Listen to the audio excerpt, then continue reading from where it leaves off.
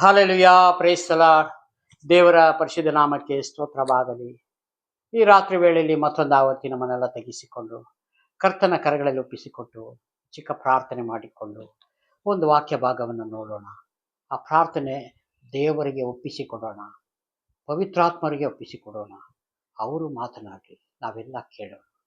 ಕೇಳಿದ ಮಾತ್ರವಲ್ಲದೆ ಅದೇ ಪ್ರಕಾರ ಜೀವಿಸಲಿಕ್ಕೆ ದೇವರೇ ನಿನಗೆ ಕೃಪೆ ಕೊಡಪ್ಪ ಅಂತ ಹೇಳಿ ನಾವೆಲ್ಲ ಪ್ರಾರ್ಥನೆ ಮಾಡೋಣ. ಪ್ರೀತಿ ಸ್ವರೂಪನಾದ ದೇವರೇ, ಯೇಸುಸ್ವಾಮಿ, ನೀವು ಕಳಿಸಿಕೊಟ್ಟಂತ ಪವಿತ್ರಾತ್ಮರೇ ನಿಮಗೆ ಸ್ತೋತ್ರ. ಈ ರಾತ್ರಿ ವೇಳೆಯಲ್ಲಿ ಸ್ವಾಮಿ ದೇವರೇ, ನಮ್ಮ ಮಧ್ಯದಲ್ಲಿ ನೀವಿರುವುದಕ್ಕಾಗಿ ಸ್ತೋತ್ರ ಮಾಡಿಕೊಳ್ತೇವೆ. ಕರ್ತನೇ, ವಾಕ್ಯದ ಮುಖಾಂತರ ಸ್ವಾಮಿ ನೀವು ಮಾತನಾಡ್ರಿ ತಂದೆ ಆದ ದೇವರೇ, ನಾವೆಲ್ಲ ಕೇಳುತ್ತೇವೆ. ಪ್ರಾರ್ಥನೆ ಕೇಳಿದ್ದಕ್ಕಾಗಿ ನಿಮಗೆ ಸ್ತೋತ್ರ. ಯೇಸುಸ್ವಾಮಿ ನಾಮದಲ್ಲಿ ತಂದೆ ಆದ ದೇವರೇ, ಒಂದು ವಾಕ್ಯವನ್ನು ನೋಡೋಣ. ವಿಮೋಚನ ಕಾಂಡ 31ನೇ ಅಧ್ಯಾಯ, ಅದರಲ್ಲಿ 12ನೇ ವಚನದಿಂದ ನಾವು ಧ್ಯಾನ ಮಾಡೋಣ. ಯೆಹೋವನು ಮೋಶೆಗೆ ಹೀಗೆಂದನು, ನೀನು ಇಸ್ರಾಯೇಲರಿಗೆ ಆಜ್ಞಾಪಿಸಬೇಕೇನೆಂದರೆ, ನಾನು ನೇಮಿಸಿರುವ ಸಬ್ಬತ್ ದಿನವನ್ನು ನೀವು ತಪ್ಪದೆ ಆಚರಿಸಬೇಕು. ಹಲ್ಲೆಲೂಯಾ. ದೇವರು ಮೋಶೆಗೆ, ನೀನು ಹೋಗಿ ಇಸ್ರಾಯೇಲ್ ಜನರಿಗೆ ಹೇಳು, ಸಬ್ಬತ್ ದಿನವನ್ನು ನೀನು ಆಚರಿಸಬೇಕು. ಹಳೆ ಒಡಂಬಡಿಕೆಯಲ್ಲಿ ಸಬ್ಬತ್ ದಿನ ಶನಿವಾರ. ಈಗ ವಾರನೇ ಮೊದಲನೇ ದಿನ ಆಲಯಕ್ಕೆ ಹೋಗಿ ಆರಾಧನೆಯನ್ನು ಮಾಡಿ ದೇವರಿಗೆ ಸ್ತುತಿ ಮಾಡಿ, ಈ ಲೋಕಕ್ಕೆ ನಮ್ಮನ್ನ ಉಂಟು ಮಾಡಿದೆಯಲ್ಲಪ್ಪ, ನಿಮಗೆ ಸ್ತೋತ್ರ ರಾಜನೇ. ಎಷ್ಟೋ ಕೋಟಿ ಕೋಟಿ ಜನಗಳ ಮಧ್ಯದಲ್ಲಿ ಸ್ವಾಮಿ ನನ್ನನ್ನು, ನನ್ನ ಕುಟುಂಬವನ್ನು ಕರೆದಾತನು ನಂಬಿಗಸ್ತನಾಗಿದ್ದೀರ ತಂದೆ, ಅದಕ್ಕಾಗಿ ಸ್ತೋತ್ರ ಎಂಬುದಾಗಿ ದೇವರಿಗೆ ನಾವು ಕೃತಜ್ಞತೆಯನ್ನು ಸಲ್ಲಿಸಬೇಕು. ವಾರನೇ ಮೊದಲನೇ ದಿನ ಭಾನುವಾರ ದಿವಸ ಯಾವುದನ್ನು, ಯಾವ ಕೆಲಸವನ್ನು ಮಾಡಬಾರದು ಅಂತ ಸ್ವಾಮಿ ಇಲ್ಲಿ ನಮಗೆ ಹೇಳ್ಕೊಡ್ತಾ ಇದ್ದಾರೆ. ಆದರೆ ಇವತ್ತು ನಾವು ಏನು ಮಾಡ್ತಾ ಇದ್ದೇವೆ ಪ್ರಿಯನಾದ ಸಹೋದರ ಸಹೋದರಿಯರೇ? ಹಲ್ಲೆಲೂಯಾ. ಕೆಲವೊಮ್ಮೆ ಭಾನುವಾರ ಆಲಯಕ್ಕೆ ಹೋಗುವುದಿಲ್ಲ, ಅನಿವಾರ್ಯ. ಏನಾದರೂ ತೊಂದರೆಗಳಿದ್ರೆ ಸೇವಕರಿಗೆ ಒಂದು ವಿಷಯವನ್ನು ತಿಳಿಸಿ ಪ್ರಾರ್ಥನೆ ಮಾಡಿಕೊಂಡು ಒಂದು ಫೋನ್ ಕಾಂಟ್ಯಾಕ್ಟ್ನಲ್ಲಿ, ಅಷ್ಟೇ, ನಾವು ಹೀಗೆ ಒಂದು ಅರ್ಜೆಂಟ್, ಒಂದು ಅನಿವಾರ್ಯ ಹೋಗ್ತಾ ಇದೆ, ನಮಗೋಸ್ಕರ ಪ್ರಾರ್ಥನೆ ಮಾಡ್ರಿ. ಇವತ್ತು ನಮಗೆ ಆಲಯ ತಪ್ಪಿಸ್ಕೊಳ್ಳಿಕ್ಕೆ ಆಗಲಿಲ್ಲ, ತಪ್ಪಿಸ್ಕೊಳ್ಳೋಕ್ಕೆ ನಮ್ಗೆ ಇಷ್ಟ ಇಲ್ಲ, ಆದರೂ ಅನಿವಾರ್ಯ ಹೋಗ್ಬೇಕಾದ ಪರಿಸ್ಥಿತಿ ಬಂದಿದೆ, ನಮಗೋಸ್ಕರ ಪ್ರಾರ್ಥನೆ ಮಾಡ್ರಿ ಅಂತ ಹೇಳಿ ಸೇವಕರಿಗೆ. ಯಾಕೆಂತಂದ್ರೆ ನಿಮಗೆ ಇಲ್ಲಿ ಪರಲೋಕ ರಾಜ್ಯ ಸೇರಿಸಲಿಕ್ಕೆ ಇಲ್ಲಿ ವಾಕ್ಯದ ಮುಖಾಂತರ ನಡೆಸಿಕೊಂಡು ಹೋಗುವಂತ ಕುರುವನಾಗಿದ್ದಾನೆ. ಹಲ್ಲೆಲೂಯಾ. ಸುಮ್ಮನೆ ಅಲ್ಲ ಸೇವಕನಾಗಿ ಇಲ್ಲಿ ನೇಮಿಸಿರೋದು ಪ್ರಿಯನಾದ ಸಹೋದರ ಸಹೋದರಿ. ಸುಮ್ಮನೆ ಸೇರಿಸಿರ್ತಾರೆ ದೇವರು. ಒಂದು ಸಭೆ ಅಂದ ಮೇಲೆ ಒಂದು 50 ಜನ ಇರ್ತಾರೋ, 100 ಜನ ಇರ್ತಾರೋ, 10 ಜನ ಇದ್ದರೂ ಆತನು ನಡೆಸುವಂತವನಾಗಿದ್ದಾನೆ. ಹಲ್ಲೆಲೂಯಾ. ಆತನಿಗೆ ನಾವು ಹೇಳಬೇಕು, ಸ್ವಾಮಿ ನನಗೆ ಸೇವಕರೇ, ನಾವು ಈಗ ಹೋಗ್ತಾ ಇದೆ, ನೀವು ಪ್ರಾರ್ಥನೆ ಮಾಡ್ರಿ, ನಮ್ಮ ಕುಟುಂಬವನ್ನ ಕರ್ತನ ಕರಗಳಿಗೆ ಒಪ್ಪಿಸಿಕೊಟ್ಟು ನಮ್ಮ ಕುಟುಂಬಕ್ಕೋಸ್ಕರ ಪ್ರಾರ್ಥನೆ ಮಾಡಿ ಹೋಗಿ ಬರ್ತಾ ಇದ್ದೇವೆ, ಸಂಜೆ ಬರ್ತೀವೋ ನಾಳೆ ಬರ್ತೀವೋ ಏನಾದ್ರೂ ಒಂದು ಹೇಳಿ ಹೋಗ್ಬೇಕು. ಕೆಲವೊಮ್ಮೆ ಇಲ್ಲಿ ಇದ್ದರೂ ಹೋಗುವುದಿಲ್ಲ. ಹಲ್ಲೆಲೂಯಾ. ಇಲ್ಲಿ ದೇವರೇನು ಹೇಳ್ತಾ ಇದ್ದಾರೆ? ಇಸ್ರಾಯೇಲ್ ಜನರಿಗೆ ನೀನು ಹೀಗೆ ಆಜ್ಞಾಪಿಸಬೇಕು, ಸಬ್ಬತ್ ದಿನವನ್ನು ನೀನು, ಏನಂತ, ಸಬ್ಬತ್ ದಿನವನ್ನು ತಪ್ಪದೆ ಆಚರಿಸಬೇಕು.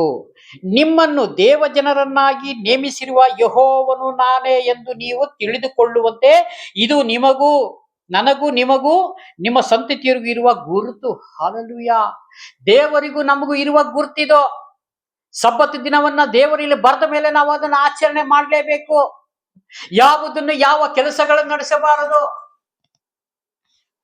ಆಳಾಗಿರ್ಲಿ, ದನ ಆಗಿರ್ಲಿ, ಕತ್ತೆ ಆಗಿರ್ಲಿ, ಪ್ರತಿ ಒಂದು ಯಾವ ಕೆಲಸವನ್ನು ನಡೆಸಬಾರದು ಅಂತ ದೇವರ ವಾಕ್ಯ ಹೇಳ್ತದೆ. ನಮ್ಮಲ್ಲಿ ಏನು ಮಾಡ್ತಾ ಇದೆ?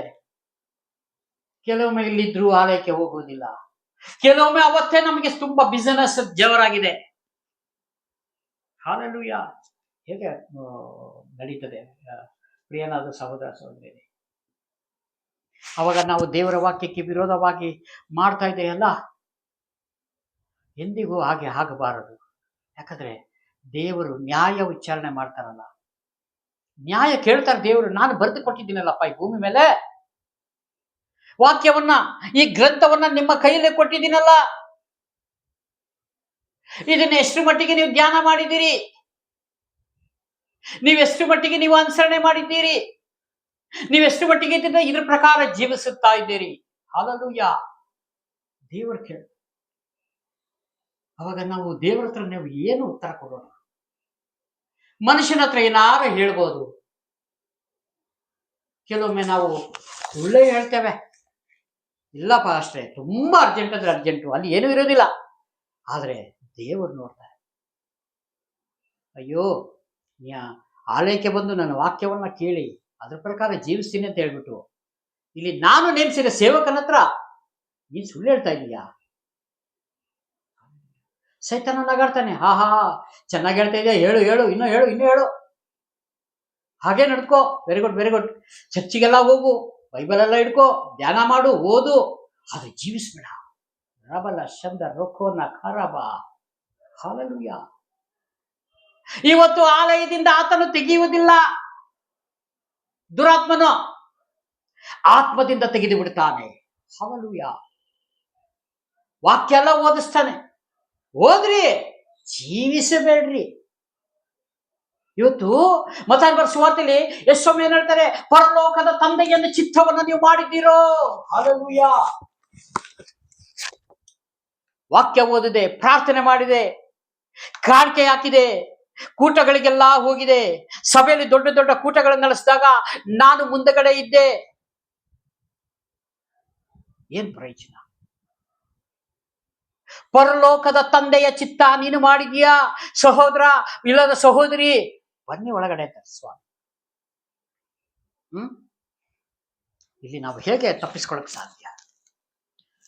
ಮನುಷ್ಯನ ಹತ್ರ ಏನು ಬೇಕಾದ್ರೆ ಮಾಡಿ ತಪ್ಪಿಸಿಕೊಳ್ಬಹುದು, ಜಯಿಸಿಕೊಳ್ಳಬಹುದು. ಆದರೆ ಕಾಣದೆ ಒಂದು ಕಣ್ಣು ನಮ್ಮ ಮೇಲೆ ಇದೆ. ಇವತ್ತು ನಮ್ಮ ರಕ್ತ ಮಾಂಸಕ್ಕೆ ಕಣ್ಣಿಗೆ ಕಾಣ್ತಾ ಇಲ್ಲ, ಆದರೆ ಒಂದು ದೃಷ್ಟಿ ನಮ್ಮ ಮೇಲೆ ಇದೆ ಎಂಬುದಾಗಿ ನಾವು ಯಾವತ್ತೂ ಮರಿಬಾರದು. ಹಲ್ಲೆಲೂಯಾ.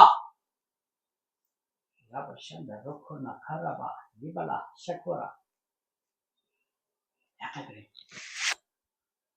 ಒಂದು ದಿವಸ ಎಲ್ಲರಿಗೂ ಲೆಕ್ಕ ಕೇಳ್ತಾರೆ ದೇವರು. ಆ ಲೆಕ್ಕದಲ್ಲಿ ನಾವು ತಪ್ಪಿಸ್ಕೊಳ್ಬೇಕು ಅಂದ್ರೆ ಈಗಲೇ ಸರಿ ಪಡ್ಕೋಬೇಕು, ತಿದ್ದಬೇಕು. ನಮ್ಮ ಒಳಗೆ ಏನಾರ ಆ ಥರ ಇದೆಯಾ ಯೋಚನೆ ಮಾಡಿ ತಿದ್ದುಕೊಂಡು ಸರಿಪಡಿಸ್ಕೊಂಡ್ರೆ ಈ ವಾಕ್ಯ ಹೇಳ್ತದೆ, ಸಬ್ಬತ್ ದಿನವನ್ನು ದೇವರ ದಿನವನ್ನು ಆಚರಣೆ ಮಾಡಬೇಕು. ಹೌದು ಸ್ವಾಮಿ, ನಾನು ಆಲಯಕ್ಕೆ ಹೋಗ್ತಾ ಇದ್ದೀನಿ, ಭಾನುವಾರ ಎಂದಿಗೂ ನಾನು ರಜೆ ಮಾಡುವುದಿಲ್ಲ, ಆಲಯ ಬಿಟ್ಟು ನಾನು ಆಮೇಲೆ ಬೇಕಾದ್ರೆ ಯಾವ್ದೋ ಸಣ್ಣ ಪುಟ್ಟ ಬಿಸ್ನೆಸ್ ಇದ್ರೆ ಹೋಗ್ತೀನಿ. ಅವಾಗ ನೀವೇನ್ ಮಾಡ್ತೀರಿ? ಇಲ್ಲಿ ನೀವು ರೈಟ್ ಹಾಕೋಬಹುದು, ಅಪ್ಪ ಈ ವಾಕ್ಯಕ್ಕೆ ನಾನು ಸರಿ ಇದ್ದೀನಿ, ನಾನು ಇದರಲ್ಲಿ ತಪ್ಪಿ ಹೋಗಿಲ್ಲ. ಹಲ್ಲೆಲೂಯಾ. ತಪ್ಪಿ ಹೋಗಿದ್ರೆ ಕ್ಷಮಾಪಣೆ ಕೇಳಬೇಕು. ದೇವರೇ, ಇನ್ನು ಮುಂದೆ ನನಗೆ ಹಾಗೆ ಆಗದಂತೆ ಸ್ವಾಮಿ ನನಗೆ ಸಹಾಯ ಮಾಡು, ನಾನು ಅದ್ರ ಪ್ರಕಾರನೇ ಜೀವಿಸ್ತೇನೆ ತಂದೆ ಆದ ದೇವರೇ ಎಂಬುದಾಗಿ ಯಾರಾದ್ರೂ ಕೇಳುವುದಂತವ್ರು ಯಾರಾದ್ರೂ ಇರುವುದಾದರೆ ನಿಜವಾಗ್ಲೂ ದೇವರು ಕ್ಷಮಿಸ್ತಾರೆ. ಇನ್ನ ಮುಂದೆ ಈ ತರ ತಪ್ಪುಗಳನ್ನ ಮಾಡಬೇಡ. ಹಲ್ಲೆಲೂಯಾ. ಒಂದು ವ್ಯಭಿಚಾರಿ ಸ್ತ್ರೀಗೆ ಎಲ್ಲರೂ ಕಲ್ಲು ತಗೊಂಡು ಹೊಡಿಯಕ್ಕೆ ಮುಂದೆ ಬಂದಾಗ ಯೇಸುಸ್ವಾಮಿ ಒಂದು ಮಾತು ಹೇಳ್ತಾರೆ, ನಿಮ್ಮಲ್ಲಿ ಯಾರು ಪಾಪಗಳನ್ನ ಮಾಡಿಲ್ಲ ಅವರು ಮೊದಲು ಕಲ್ಲು ಹಾಕ್ರಿ. ಹಲ್ಲೆಲೂಯಾ. ಆಗ ಅವ್ರೇನ್ ಮಾಡಿದ್ರು? ಎಲ್ಲ ಕೆಳಗೆ ಬಿಟ್ಟು ಹೊರಟರು. ಆ ಸಹೋದರಿಗೆ ಯೇಸುಸ್ವಾಮಿ ಹೇಳ್ತಾರೆ, ನಿನ್ನ ಪಾಪ ಎಲ್ಲ ತೊಳೆಯಲ್ಪಟ್ಟಿದೆ, ನೀನು ಶುದ್ಧಳಾಗಿದ್ದಿ, ಇನ್ನು ಮುಂದೆ ಪಾಪ ಮಾಡಬೇಡ. ರಬಲ ಶಬ್ದ ರೊಕ್ಕೋನಾಭ. ಹಲ್ಲೆಲೂಯಾ. ಅವಾಗ ಪಾಪ ಎಲ್ಲ ತೊಳಿತು ಅಲ್ವಾ? ಅದೇ ರೀತಿಯಾಗಿ ನಮ್ಮಲ್ಲಿ ನಾವು ಆ ರೀತಿಯಾಗಿ ಕೇಳೋದಾದ್ರೆ, ಸ್ವಾಮಿ ನನ್ನಲ್ಲಿ ಯಾವ್ದಾರ ಸಣ್ಣ ಪುಟ್ಟ ತಪ್ಪುಗಳು ಪಾಪಗಳು ಸುಳ್ಳು ಇರುವುದಾದ್ರೆ ಸ್ವಾಮಿ ದಯ ಮಾಡಿ ನನ್ನನ್ನು ಕರುಣಿಸುತ್ತೇವೆ, ಆದರೆ ನನ್ನಿಂದ ಬಿಡ್ಲಿಕ್ಕೆ ಸಾಧ್ಯ ಇಲ್ಲ, ನೀನೇ ನನಗೆ ಬಿಡಿಸಬೇಕು, ನಿನ್ನ ಹಸ್ತ ನನ್ನ ಮೇಲೆ ಬೇಕು ಸ್ವಾಮಿ ಎಂಬುದಾಗಿ ಕೇಳುವುದಾದರೆ ಖಂಡಿತ ದೇವರು ಬಿಡಿಸೋದರಾಗಿದ್ದಾರೆ. ಯಾಕಂದ್ರೆ 25 ವರ್ಷ ಹಿಂದೆ ನನ್ನನ್ನು ದೇವರು ಬಿಡಿಸಿದ ಆತನು ನಂಬಿಕಸ್ಥನಾಗಿದ್ದಾರೆ. ನಾನು ದುರಭ್ಯಾಸಗಳಲ್ಲಿ ಮುಳುಗಿರುವಾಗ ನನ್ನಿಂದ ಬಿಡ್ಲಿಕ್ಕೆ ಸಾಧ್ಯವೇ ಇಲ್ಲ. ಆದರೆ ದೇವರ ಹತ್ರ ಒಪ್ಪಿಸಿಕೊಟ್ಟೆ, ಸ್ವಾಮಿ ನಾನು ಏನೇ ಪ್ರಯತ್ನ ಪಟ್ಟರು ಸಂಜೆವರೆಗೂ ಸುಮ್ಮನೆ ಇರ್ತೀನಿ ದೇವರೇ, ಸಂಜೆ ಆಗಿದ ಮೇಲೆ ನನ್ನಿಂದ ತಡಿಲಿಕ್ಕೆ ಆಗ್ತಾ ಇಲ್ಲ, ನಾನು ಹೋಗ್ಬೇಕು, ನಾನು ಸ್ವಲ್ಪ ಡ್ರಿಂಕ್ಸ್ ಮಾಡಬೇಕು ದೇವರೇ, ನನ್ನನ್ನು ಬಿಡಿಸ್ಲಿಕ್ಕೆ ನನ್ನಿಂದ ಬಿಡಿಸ್ಲಿಕ್ಕೆ ನನಗೆ ಈ ಭೂಮಿ ಮೇಲೆ ಯಾರು ಇಲ್ಲ ದೇವರೇ, ನೀನ್ ನನಗೆ ಬಿಡಿಸಿದ್ರೆ ನಿನ್ನ ಮಹಿಮೆಗಾಗಿ ಜೀವಿಸ್ತೇನೆ ಸ್ವಾಮಿ ಎಂಬುದಾಗಿ ಒಂದು ವಾಗ್ದಾನ, ಒಂದು ಒಡಂಬಡಿಕೆ ಮಾಡಿದೆ ಸ್ವಾಮಿ ಹತ್ರ ನಾನು. ಅವಾಗ ದೇವರು ನನ್ನನ್ನು ಬಿಡಿಸಿ ನನಗೆ ತಿಳಿಯಲಾರ್ದಾಗ ನನಗೆ ದೇವರೇ ನನಗೊಂದು ವಾಣಿಯ ಮುಖಾಂತರ ತಿಳಿಸಿಕೊಟ್ರು, ನಾನೇ ನಿನಗೆ ಸಹಾಯಕನು ಎಂಬುದಾಗಿ. ಹಲ್ಲೆಲೂಯಾ. ಹೋಗಿದ್ದು 25 ವರ್ಷ ಆಯ್ತು. ಹೆಚ್ಚು ಕಮ್ಮಿ 2001 ಇರಬೇಕು, ಇಲ್ಲ 2002 ಇರಬೇಕು. ಹಲ್ಲೆಲೂಯಾ. ಅಂದಿನಿಂದ ಇಲ್ಲಿ ತನಕ ನನ್ನಲ್ಲಿ ಯಾವ ದುರಭ್ಯಾಸಗಳು ಇಲ್ಲ. ಎಲ್ಲವನ್ನು ಭೂಮಿ ಮೇಲೆ ಇರುವಂತ ಒಳ್ಳೊಳ್ಳೆ ಕೆಲಸಗಳನ್ನೆಲ್ಲ ಮಾಡಿಬಿಟ್ಟೆ ನಾನು. ಇವತ್ತು ದೇವರು ಬಾ ಇದೆಲ್ಲ ಬಿಡು. ಪೇತ್ರನಿಗೆ ಹೇಳೋದಿಲ್ಲ, ನೀನು ಮೀನನ್ನ ಹಿಡಿದು ಬಿಟ್ಟು ನೀನು ಮನುಷ್ಯನನ್ನ ಹಿಡಿಯಂತ ಬೆಸ್ಟನಾಗಿ ಮಾಡ್ತೇನೆ ನಾನು ಎಂಬುದಾಗಿ. ಅದೇ ರೀತಿಯಾಗಿ ನನ್ನನ್ನು ಇವೆಲ್ಲನ್ನು ತೆಗೆದುಹಾಕಿ ನನ್ನನ್ನು ನೂತನ ಸೃಷ್ಟಿ ಮಾಡಿ ಇವತ್ತು ನಿಮ್ಮ ಮುಂದೆ ನಿಲ್ಲುವ ಹಾಗೆ, ವಾಕ್ಯ ಸಾರುವ ಹಾಗೆ ದೇವರು ನನ್ನನ್ನು ನಡೆಸ್ತಾ ಇದ್ದಾರೆ. ಹಲ್ಲೆಲೂಯಾ. ಇಂತಹ ಭಾಗ್ಯ ಯಾರಿಗೆ ಸಿಗ್ತದೆ? ನಿಜವಾಗ್ಲೂ ಭಾಗ್ಯ ಬಂತವರೇ. ಯಾಕಂದ್ರೆ ಎಲ್ಲರಿಗೂ ಕೊಡ್ತಾರೆ, ನನಗೆ ಮಾತ್ರ ಅಲ್ಲ, ನಿಮ್ಗೆಲ್ಲರಿಗೂ, ಸಹೋದರ ಸಹೋದರಿ ಎಲ್ಲರಿಗೂ ದೇವರು ಕರೆದಿದ್ದಾರೆ. ಎಲ್ಲರೂ ಬನ್ರಿ, ಲೋಕಾದಿಯಿಂದ ನಿಮ್ಮನ್ನ ಬೇರ್ಪಡಿಸಿದ್ದೇನೆ. ನಿಮ್ಮನ್ನ ಲೋಕಾದಿಂದ ಬೇರ್ಪಡಿಸಿ ನನ್ನ ರಾಜ್ಯದೊಳಗೆ ನಿಮ್ಮನ್ನ ಸೇರಿಸಲಿಕ್ಕೆ ನಿಮ್ಮನ್ನ ನಾನು ಸಪರೇಟ್ ಮಾಡಿಟ್ಟಿದ್ದೇನೆ ಲೋಕದೊಳಗಿಂದ. ಹಲ್ಲೆಲೂಯಾ. ಆದರೆ ಲೋಕದಲ್ಲೇ ಇದ್ದೀರಿ, ಭೂಮಿ ಮೇಲೆ ಇದ್ದೀರಿ, ಆದರೆ ನಿಮ್ಮ ಗುರಿ ಪರಲೋಕವಾಗಿದೆ. ಹಲ್ಲೆಲೂಯಾ. ಆ ಪರಲೋಕಕ್ಕೆ ಹೋಗಲಿಕ್ಕೆ ಭೂಮಿ ಮೇಲೆ ನನ್ನ ವಾಕ್ಯವನ್ನು ಧ್ಯಾನ ಮಾಡಿ ಈ ಪ್ರತಿ ದಿವಸ ಈ ವಾಕ್ಯ ಏನ್ ಹೇಳ್ತದೋ ಅದ್ರ ಪ್ರಕಾರ ಜೀವಿಸಿರಿ ಎಂಬುದಾಗಿ ಧೈರ್ಯವಾಗಿ ನಮ್ಮನ್ನ ದೇವರು ಧೈರ್ಯವನ್ನು ಕೊಟ್ಟು ನಮ್ಮನ್ನು ನಡೆಸ್ತಾ ಇದ್ದಾರೆ. ಹಾಗಾಗಿ ನಾವು ನಿಜವಾಗ್ಲೂ ದೇವರ ಭಕ್ತರು ಅನ್ನ ಮಾತಿನಲ್ಲಿ ಅಲ್ಲ, ಇಲ್ಲಿ ಜೀವಿಸಿ ತೋರಿಸ್ಬೇಕು. ಅದಕ್ಕೆ ಇಲ್ಲಿ ಮಾತಿನಲ್ಲಿ ದೇವರು ಹೇಳ್ತಾರಲ್ಲ, ಯಾವುದು ಮಾತಿನಲ್ಲಿ ಏನು ನಡೆಯಲ್ಲ, ಬರೀ ಬಾಯಿ ಮಾತಿನಿಂದ ಸನ್ಮಾನಿಸ್ತಾರೆ ಅಂತ ಹೇಳ್ತದೆ ಮಾರ್ಗದಲ್ಲಿ. ಹಾಗಾದಂತೆ ನಾವು ನಿಜವಾಗ್ಲೂ ಒಳಗಡೆಯಿಂದ ನಮ್ಮ ಆತ್ಮದಿಂದ ಬರಬೇಕು. ಯಾಕಂತಂದ್ರೆ ಈ ದೇಹ ಅಲ್ಲಲ್ಲ ಹೋಗೋದು ಪರಲೋಕ, ದೇಹ ಮಣ್ಣೆ ಹೋಗ್ತದೆ. ಒಳಗಡೆ ಇರೋದನ್ನ ನಾವು ದೇವರ ರಾಜ್ಯ ಸೇರಿಸ್ಬೇಕು ಅಂತಂದ್ರೆ ಈ ಭೂಮಿ ಮೇಲೆ ವಾಕ್ಯದ ಪ್ರಕಾರ ಜೀವಿಸ್ಬೇಕು. ಹಾಗಾಗಿ ಇನ್ನು ಅನೇಕ ವಾಕ್ಯಗಳಿದೆ. ದೇವರ ಪವಿತ್ರಾತ್ಮನ ನಡೆಸುವಿಕೆ ಎಲ್ಲೋ ಕರ್ಕೊಂಡು ಹೋಗಿದೆ. ಹಾಗಾಗಿ ದೇವರ ಚಿತ್ತವಾದ್ರೆ ನಾಳೆ ಇದನ್ನ ಮತ್ತೆ ಮುಂದೆ ತೆಗೆದುಕೊಂಡು, ಇಲ್ಲ ದೇವರ ಚಿತ್ತ ನಾಳೆ ಏನಿದೆಯೋ ನನಗೆ ಗೊತ್ತಿಲ್ಲ. ಈ ವಾಕ್ಯವನ್ನು ಇಲ್ಲಿಗೆ ಮುಕ್ತಾಯ ಮಾಡಿಕೊಂಡು ಪ್ರಾರ್ಥನೆ ಮಾಡಿ ಮುಂದೆ ಅಂತ್ಯಾಶೀರ್ವಾದ ತೆಗೆದುಕೊಳ್ಳೋಣ. ಎಲ್ಲ ಕಣ್ಮುಚ್ಚಿ ಪ್ರಾರ್ಥನೆ ಮಾಡಿಕೊಳ್ಳೋಣ. ಪ್ರೀತಿ ಸ್ವರೂಪನಾದ ದೇವರೇ ಯೇಸು ಸ್ವಾಮಿ, ವಾಕ್ಯದೊಂದಿಗೆ ನೀವು ಮಾತನಾಡೋಕ್ಕಾಗಿ ಸ್ತೋತ್ರರಾಗ್ತದೆ. ಈ ವಿಡಿಯೋ ಮುಖಾಂತರ ನೋಡುತ್ತಾ ಪ್ರತಿಯೊಂದು ಕುಟುಂಬಗಳಿಗೂ ಸ್ವಾಮಿ ಸಹಾಯ ಮಾಡು, ಭದ್ರಕೋಟೆ ಮುಚ್ಚುಮರೆ ಮಾಡು. ತಂದೆ ಮಗ ಪವಿತ್ರ ಆತ್ಮನ ನಾಮದಲ್ಲಿ ಎಲ್ಲ ಕುಟುಂಬವನ್ನು ಆಶೀರ್ವದಿಸುವ, ಒಂದು ಆತ್ಮವನ್ನು ನಷ್ಟವಾಗದಂತೆ ಸ್ವಾಮಿ ನಿಮ್ಮ ರಾಜ್ಯದಲ್ಲಿ ಸೇರಿಸಲಿಕ್ಕೆ ದೇವರೇ ಈ ಭೂಮಿ ಮೇಲೆ ಹೇಗೆ ಬದುಕಬೇಕೆಂಬುದಾಗಿ ಸಂಪೂರ್ಣವಾಗಿ ನಿಮ್ಮ ಮಾರ್ಗದರ್ಶಿಯಾಗಿ ತೋರಿಸ್ಕೊಡಿಸುವ ಪ್ರಾರ್ಥನೆ ಕೇಳಿದಕ್ಕಾಗಿ ನಿಮಗೆ ಸ್ತೋತ್ರಪ್ಪ. ಯೇಸುಸ್ವಾಮಿ ನಾಮದಲ್ಲಿ ಬೇಡಿಕೊಡ್ತೇನೆ, ಜೀವವುಳ್ಳ ಪರಲೋಕದ ತಂದೆ, amen. Praise the Lord. God bless you. ದೇವರೆಲ್ಲರನ್ನು ಆಶೀರ್ವದಿಸಲಿ. ಆಮೆನ್.